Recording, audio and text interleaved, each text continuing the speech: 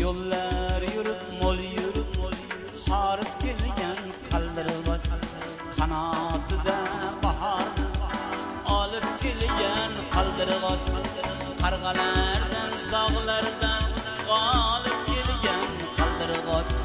seni qara qochingga jon kerakmi olqishim keliyimni to'ldirib ayvonimda qolishim keliyimni to'ldirib ayvonimda qolishim chug'ur chug'ur tilingdan quvonchlar to'kiladi qanotingdan qarsillab ishonchlar to'kiladi chug'ur chug'ur tilingdan quvonchlar to'kiladi qanotingdan qarsillab ishonchlar to'kiladi hasaddan qarg'alarning qadlari bukiladi har bahorda har diliga olam ishonch solqishim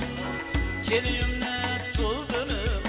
ayvonimda qolishim keliyimni to'ldirib ayvonimda qolishim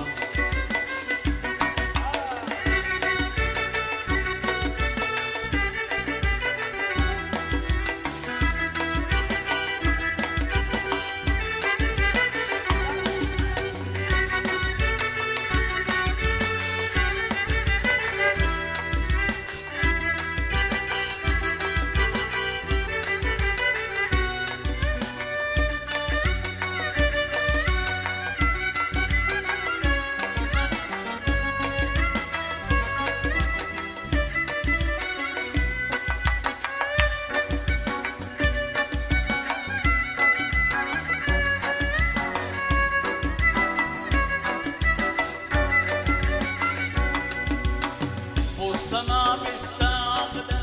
har kuşning o'z izi bor qush tilini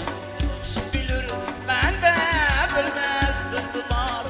bu sama bestağda har kuşning o'z izi bor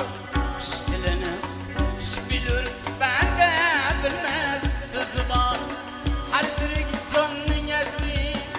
sevgan bir gul yuzi bor mendek dili yuqulmasmi bu senga savol shun geliyim to'ldirib